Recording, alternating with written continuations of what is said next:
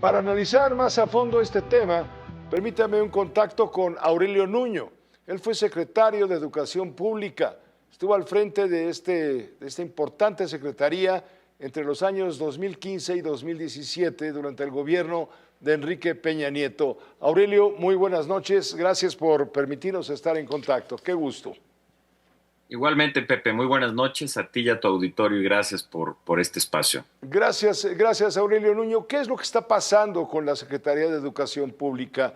¿Te parecía buena idea cortar el programa educativo anual el 5 de junio por razones que el calor y el fútbol? No, por supuesto que no, Pepe. Por eso qué bueno que revirtieron esa decisión, pero lo que hicieron la semana pasada, Pepe, fue una decisión profundamente irresponsable, una decisión increíblemente frívola, que en muchos aspectos pinta de cuerpo entero a cómo está gobernando Morena. Fíjate, en primer lugar hubo una enorme improvisación, porque el pretexto del Mundial, pues por favor, el Mundial se conocía que iba a estar en nuestro país desde hace 8 años y de un día para otro salen con este cambio. Además, como si eso lo justificara. En México se han jugado 2 Copas del Mundo y nunca se han tenido que suspender clases. De hecho, en el Mundial del 86, que se jugó completo en la ciudad, en todo el país, pues las condiciones eran mucho más adversas. Pepe, tú recordarás que la Copa del Mundo iba a ser en Colombia. Colombia declina, México toma con un tiempo muy apresurado la Copa. Veníamos del temblor del 85 que devastó la Ciudad de México y a pesar de todos esos retos, el Mundial salió muy bien y las clases no se suspendieron. Yo en aquel entonces iba en segundo de primaria y recuerdo perfectamente que pudimos estar en clases y disfrutando del Mundial. Entonces, eso no se sostenía. Segundo, Pepe, lo que señalaba muy bien tu reportaje, se estaba violando la Ley General de Educación, que en el artículo 87 dice que el mínimo de días que puede tener el ciclo escolar, los cursos escolares, es de 185. Y aquí obviamente se estaba violando. Y después el artículo 88 señalaba que sí puede haber cambios al calendario, pero solo por causas extraordinarias. Aquí claramente no había ninguna causa extraordinaria. Y además, cada día perdido se tiene que reponer. Y eso no estaba en la medida. Después, Pepe, tienes pues el profundo desprecio por la educación.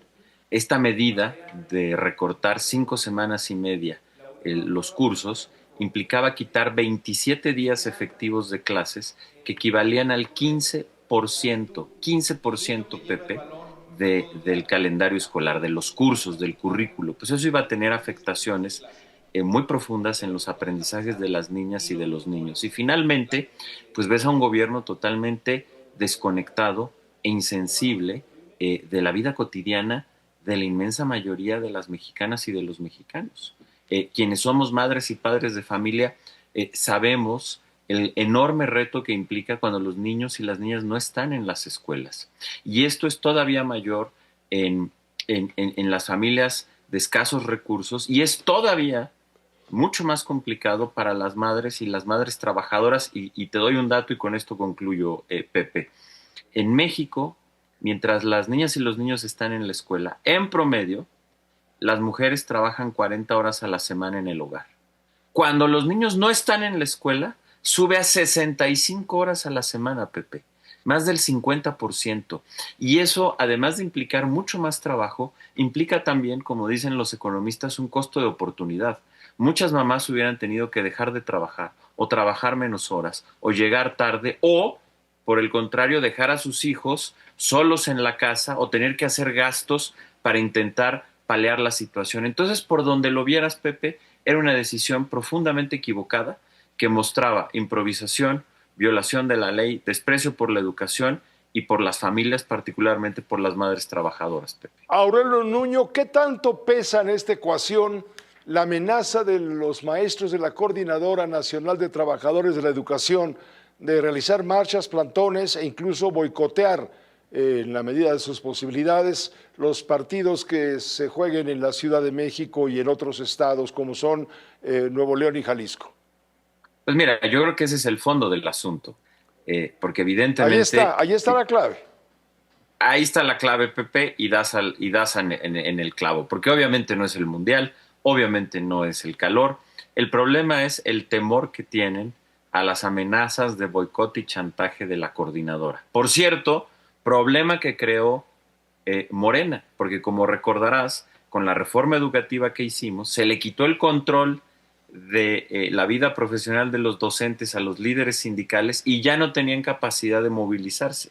Sin embargo, Morena, al echar para atrás la reforma educativa, les regresó a los líderes esos controles, el control sobre las contrataciones, las promociones, los salarios de los docentes, y utilizan eso para coaccionar a los docentes. Si ellos quieren una promoción, tienen que hacer trabajo sindical que significa movilizarse. Por ejemplo, la coordinadora tiene algo que se llama cartilla sindical, en donde llevan la asistencia de los docentes a las marchas. Y si no tienen un 80% de asistencia, los bloquean para poder aspirar a promociones, por ejemplo. Entonces, con esa coacción, que ya no existía, y que Morena les regresó a los líderes, hoy tienen esa capacidad de movilización que hoy utilizan para chantajear a Morena, y entonces tienen pánico de lo que vayan a hacer, de lo que vaya a hacer la coordinadora durante el Mundial.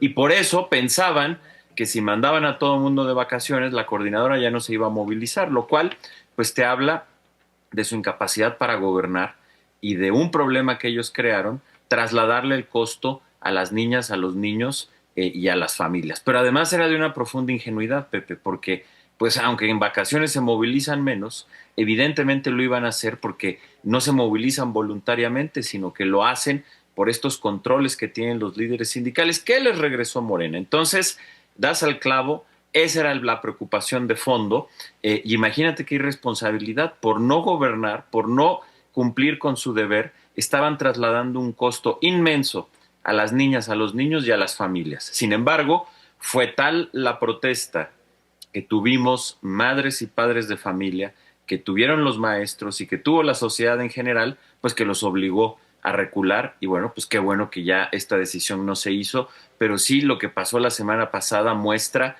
pues el desprecio que tiene, repito, Morena por la ley, por la educación y por las familias. Gracias, Aurelio, por permitirnos esta conversación con uno aquí en la televisión.